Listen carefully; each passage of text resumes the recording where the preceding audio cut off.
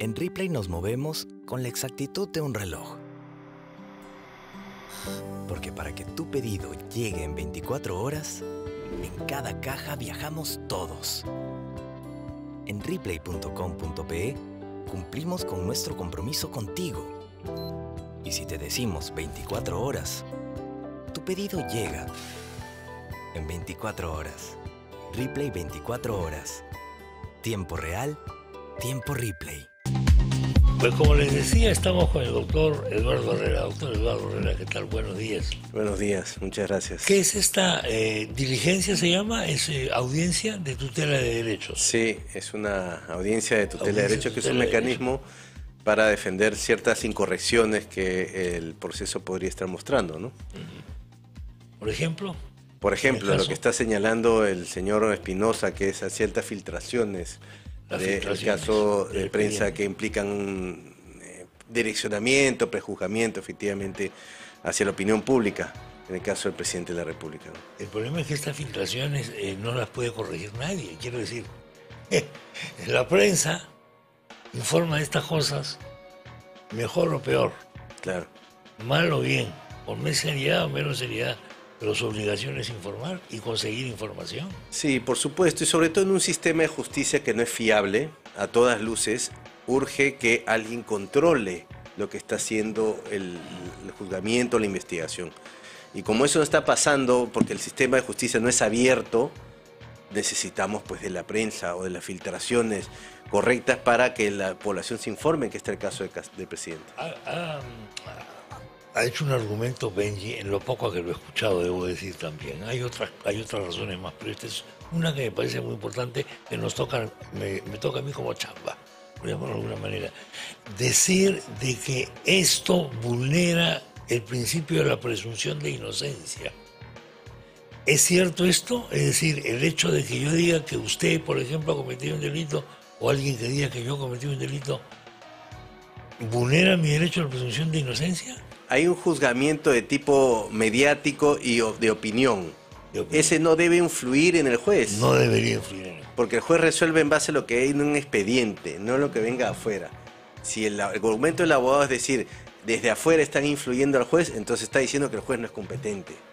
Y ese no es el motivo de una tutela. Entonces, el argumento es totalmente desacertado. Y además, lo que conversábamos en la antesala es que vemos que el presidente se defiende con una argumentación que es de un ciudadano cualquiera. Eso no se espera de un presidente de la República que dice luchar contra la corrupción y que tiene que ser frontal. Se basa en nulidades, en argumentaciones que es su derecho. Ahora, ¿un presidente de la República debería estar así? Claro, porque ahí viene, digamos, por llamarlo de alguna manera, todos somos iguales ante la ley, pero no tanto. Hay algunos que no son tan iguales. El caso del presidente me parece evidente, porque al presidente solamente se le puede investigar, no se le puede acusar. Claro. Al presidente, en fin, tiene una serie de prerrogativas. Puede elegir dónde declara el Ministerio Público, si es en su casa o es en la oficina. O sea que no es un ciudadano común y corriente, No. pues no nos vamos a engañar con eso. Tiene privilegios. Por supuesto. Que no tengo yo. Yo no puedo decir, te acuso de tal cosa o te voy a investigar porque un testigo ha dicho que tú eres el asesino de la esquina de Angamos con comandante Espinar. Ah, ya. ¿Puede venir mañana a mi casa a las 5? No, hijito, vienes tú acá. Claro, claro. Vienes tú acá y si no vienes te voy a enmarrocar. Claro. Y se acabó, yo tengo que decir, ay, sir. Y además, digamos, este tipo de mecanismos de privilegios se dan para evitar el entorpecimiento de la acción de gobierno. Sin embargo, lo que estamos viendo es lo sentido contrario. El presidente está prácticamente atrincherado, con 6 investigaciones, cosa nunca antes vista en un presidente de la República, con colaboradores eficaces, con pruebas, y sigue ahí, ¿no? Claro. Hay otro tipo de armas que tiene el presidente, que es el famoso silencio. Sí. ¿Qué cosa es el silencio? ¿Qué clase de derecho es este, doctor? Bueno, acá en el Perú tenemos una protección hacia el imputado, ¿no? Y el imputado tiene el derecho de guardar silencio, tiene el derecho de mentir incluso, tiene el derecho de huir con la acción de la justicia. Es su derecho, efectivamente. Ahora, Nuevamente, volvemos al punto. Un presidente que guarde silencio ante un tema que tiene raigambre política, Enorme, social, enorme. ética, es muy delicado. Es muy delicado. Porque es decir, simplemente me abstengo, no digo nada, y la lucha contra la corrupción, ¿cómo queda? Sí. El problema es pensar que los presidentes deben encabezar la lucha contra la corrupción. Yo no estoy de acuerdo. Porque Totalmente. ellos pueden ser investigados. Totalmente de acuerdo. Como lo estamos viendo. Y que yo dijo la lucha contra la corrupción. No, hermano, gracias. Quédate tranquilo. Ese es uno de los puntos que hemos venido sosteniendo. El poder político nunca tiene que meterse en la lucha contra la corrupción. Ese es el problema. El poder político tiene que gobernar con transparencia y permitir que otros Que observen y que te observen a ti. y lo Y que tú fiscalicen. tienes que ser transparente. Exactamente. En fin, la lucha contra la corrupción tiene que ser la fiscal de la nación. o Por el supuesto. fiscal de la nación. El mecanismo de Esto, instituciones, ¿no? Contraloría, la fiscalía. Contraloría y compañía. Eso etcétera. tiene, y eso no está pasando. Sí, pues. Porque el sistema de justicia es débil institucionalmente. Porque la Contraloría reacciona ex post. Ujú, ¿Cuándo ha habido un caso que la Contraloría desenmascare? ujú. Siempre es la prensa la que desenmascara y la Contraloría Sí. reacciona. Y que es lo que estamos viendo también acá. Y eso es terrible. Lo que estamos viendo en este caso es que gran parte de estas investigaciones se originan en reportajes de prensa. Por supuesto. Y las autoridades reaccionan. Entonces, Así no hay poder de fiscalización, de disuasión. El delincuente, porque el corrupto también es un delincuente, reacciona en base a disuasión. Entonces, si no hay disuasión, el delincuente dice las posibilidades que me atrapen son mínimas. Ujú. Sigo nomás. Y eso es lo que está pasando. Lo típico es decir, mira, desaparece, dentro de un año ya la prensa ya no te toca, ya regresas ahí. Sí, claro. Eso es típico en todo el mundo, ¿ah? Sí. Ahora, Todo el mundo. en el Perú es sostenido. Sí. Los candidatos a gobernación regional, los Sí. alcaldes, el presidente de la República anterior, Vizcarra, Sí. ¿por qué no está preso? Claro, Porque simplemente pasa piola, pues. pasa piola, pues. Y el miércoles ya nos olvidamos hasta el siguiente reportaje del domingo Hazte lo mismo. y ahí nos volvemos otra vez a ir a Y lo que pasa es que como hay tanta noticia, una noticia vota a la anterior siempre, entonces nosotros estamos viviendo de la actualidad Claro, claro, pero eso funciona a nivel mediático. a mi nivel mediático. La justicia no, Ah, bueno, no debería ser así. no debería ser así. No debería ser así, pero a veces funciona así. ¿Será claro para el juez que tiene que decidir esto? Yo creo que ¿Hay sí, yo algún creo que tipo va a de ser... debate que se pueda producir ahí, jurídicamente hablando, quiero decir? Yo creo que es una estrategia de defensa que no es frontal y me parece que ya las cosas están medianamente claras, ¿no? O sea, el proceso es un proceso transparente, público, llena las condiciones de un debido proceso. Decir lo contrario es, creo que, jugarle mal a la justicia. Y me parece que esas argumentaciones van a salir como los habeas corpus, como esos pedidos pues dilatorios, que son astutos Sí. para un abogado, pero no son una defensa de fondo y fuerte. Yo quisiera saber que el presidente diga, aquí tengo una prueba de mi inocencia, ¿no? O esta es una prueba de descargo. No, son coyunturales, nulidades, ¿no? Por ejemplo, toda la defensa que se está esgrimiendo desde el punto de vista del gobierno sobre el presidente y su entorno es con argumentos políticos. No es decir esto, por ejemplo, ¿estaba Jennifer en Palacio? No, de ninguna manera. ¿Dónde estaba? No, Claro. no sabemos. Nada. Lo lógico, lo que tú tienes que responder si dices no estaba en Palacio, es dónde estaba. Sí, es que esa es una defensa de fondo. Y en general Pero los hasta políticos... ahora no sabemos eso. ¿No? Y en general los políticos salen por evasivas, ¿no? Es una cortina de humo, es un refrito, persecución política. Nunca dicen, aquí está la prueba de mi inocencia Así es. o esta explicación se da por esto. Por ejemplo, ayer el doctor Torres, en una de sus acostumbradas filípicas, de este hombre con una, ha dicho de que esta es una justicia clasista y que solamente persigue a los pobres, a los provincianos, y a los que no tienen padrino. Los otros están libres. Primero que es falso, pero segundo, ese tipo de argumentos tampoco van al tema. El tema es, ¿Jennifer era lobista o no era lobista? Claro, claro. Si no era lobista, dime que lo que hacía ahí era simplemente ir de visita. Y además, Cosas así. creo que es poco inteligente lo que dice el Premier, porque ¿qué ha hecho este gobierno en relación a la reforma de la justicia? Si es clasista, yo diría que no es clasista, es corrupta. Sí. Porque acá lo que gana es el poder del dinero, no de la clase. El que tiene plata, incluso en estratos socioeconómicos menos favorecidos, gana el que más plata tiene, 10 soles contra nada. Y eso es corrupción, no es clasismo. ¿Qué pasa? Que este gobierno ve todo lucha de clases. Sí, pero claro, pero como digo, siempre es el argumento que no tiene que ver con, No termina. con la pregunta, es otra cosa, ¿no? Yo esperaría que el presidente se defienda de fondo y ojalá su abogado, que es un abogado inteligente y hábil, dé muestras de argumentos de fondo y no, digamos, nulidades y colaterales que no lo ayudan además como el presidente. Me parece, y esto creo que algunos opinan así también, una de las cosas que ha perjudicado a esta chica Jennifer son justamente el tema de Palacio y el tema de las cámaras. Sí. O sea, supuestamente la han querido proteger escondiéndola en Palacio y haciendo que desaparezcan las cámaras. Pero estos dos argumentos han sido decisivos para que después decrete la prisión preventiva. Por supuesto, porque existe además una conducta sostenida de parte del presidente y de su cúpula o de sus personas de confianza de obstrucción a la justicia. Esto no es la primera vez. Esto ha pasado con el caso Petroperú. Esto ha pasado con muchos de los casos donde se han obstruido, cambiado registros, quitado filmaciones, etcétera. Eso es terrible para un régimen, moralmente y éticamente hablando, porque la evaluación que se hace no es jurídica, es ética y moral. Efectivamente. Bueno, vamos a pasar revista, si le parece, algunos otros casos Encantado. que tienen que ver con este tema y que tienen que ver con este tipo de salidas. Por ejemplo, el caso de Hugo Espino. Hugo Espino, evidentemente, hay un momento en el que tú como abogado tienes que decirle a tu cliente, mira, te esperan 20 años. Toma una decisión, hermano. Dime si quieres cumplir los 20 años en silencio. Claro. O si quieres librarte de los 20 años, tienes que hablar. Sí, Entonces vienen los famosos colaboradores eficaces, sí. que tratan de ser desacreditados también de manera personal. O sea, en el caso de Espino, por ejemplo, se está diciendo que tiene una serie de leyendas. Está sufriendo, dice Benji Espinosa, una transformación kafkiana, etcétera, etcétera, que tiene deseos ocultos. Pero tampoco se va al tema. El tema es, ¿qué es lo que ha dicho Espino? Que el día tal hizo tal cosa y que el día tal fue a tal lugar. Y que el día tal lo llamaron por teléfono. ¿Eso es verdad o no es verdad? Después se puede ser un miserable o un santo.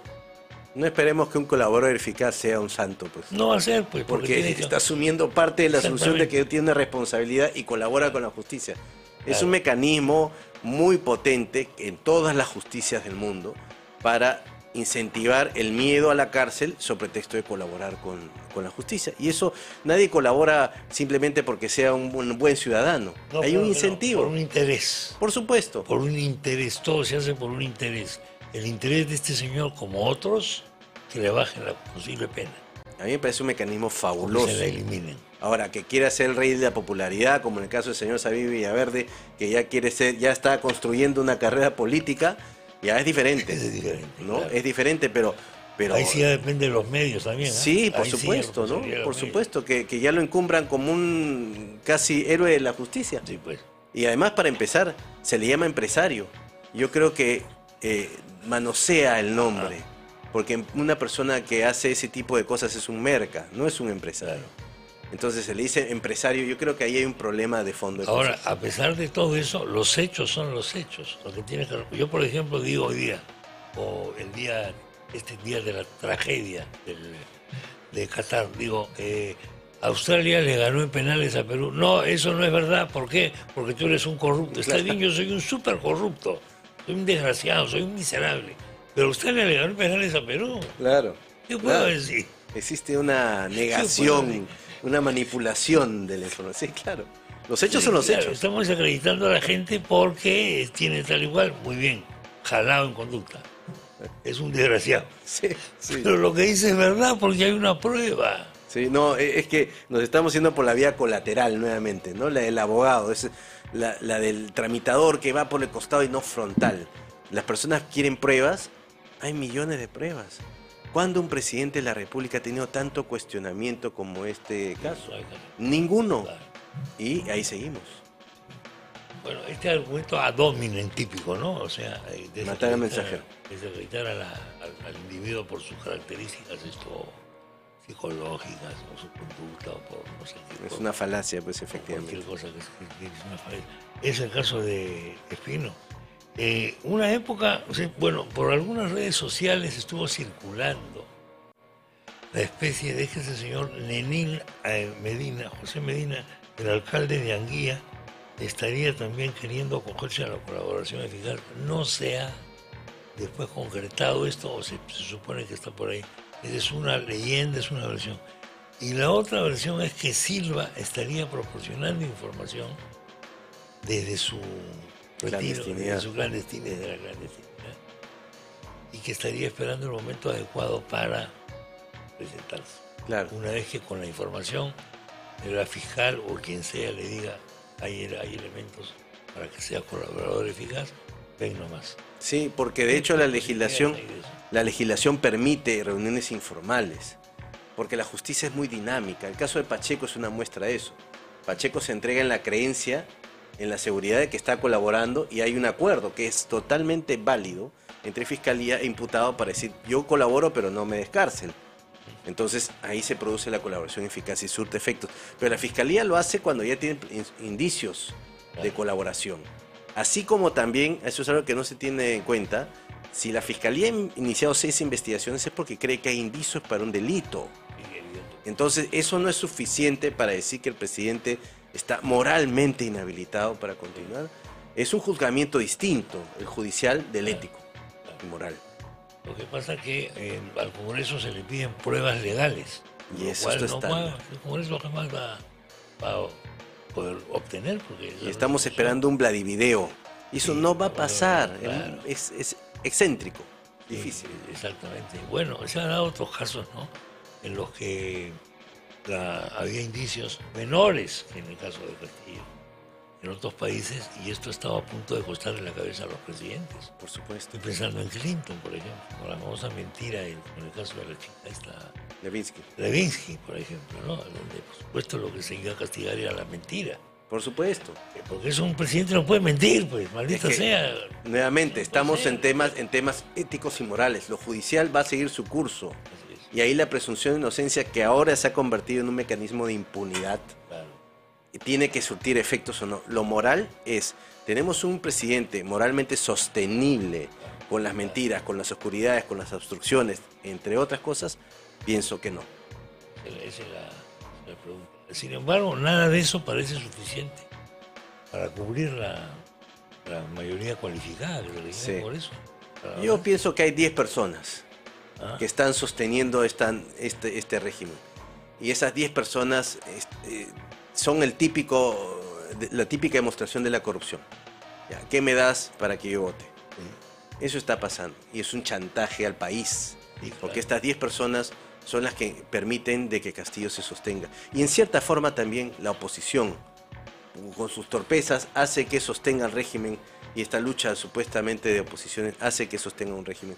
Porque mientras nos peleamos, sigue. Ujú. Y así está pasando el país. Y así está pasando. Y lo que interesa es durar, evidentemente, a toda costa. Y no se ve por parte del castillismo una posición negociadora, No. que pueda hacer un canje, digamos, de la ley por la política, Sí. ¿no? No se ve eso, se ve posiciones cada vez más radicales. Es un poco, hasta podría decirse conchuda, ¿no? A ver, sácame si puedes. Y pues, Yo sigo. Y aquí Claro. estoy, sácame. Ya me Eso, toca a mí.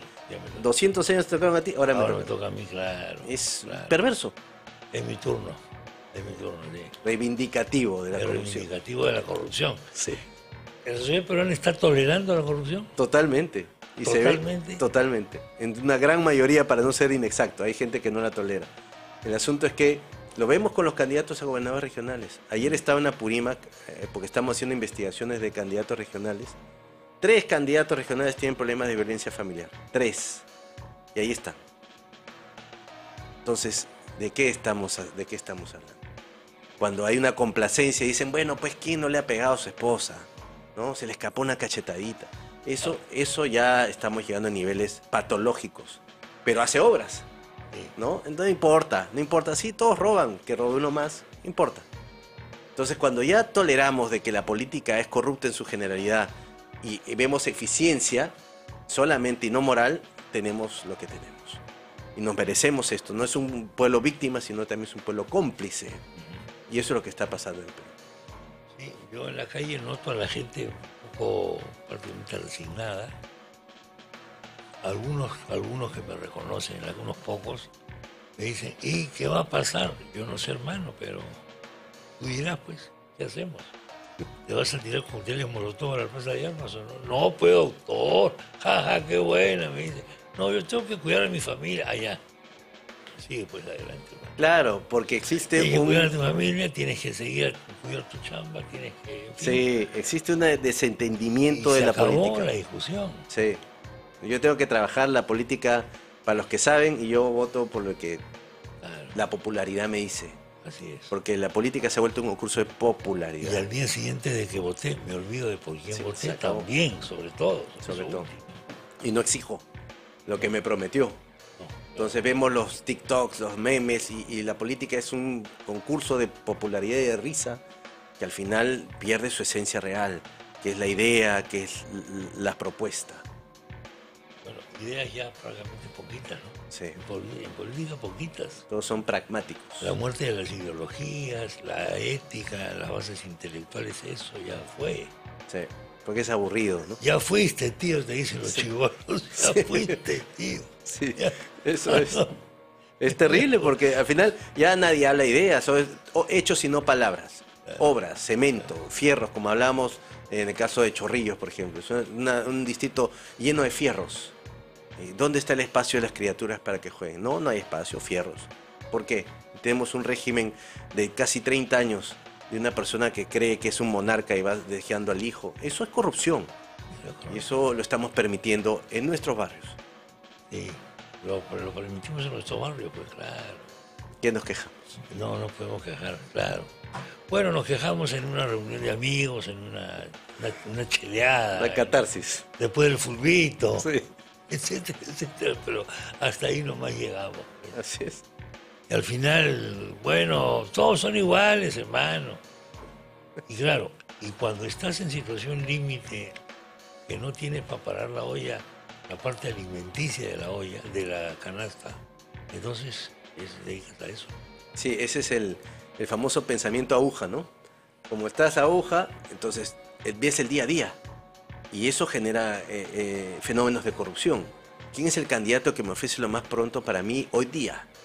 Hoy día. Atraco. Y le doy el voto. Ese es un tema sociológico que tenemos que empezar a cambiar. Y el gran punto del que no se fija la gente es el financiamiento político. Las campañas políticas se financian sobre base de inversionistas. Eso es lo que estamos viendo con Castillo.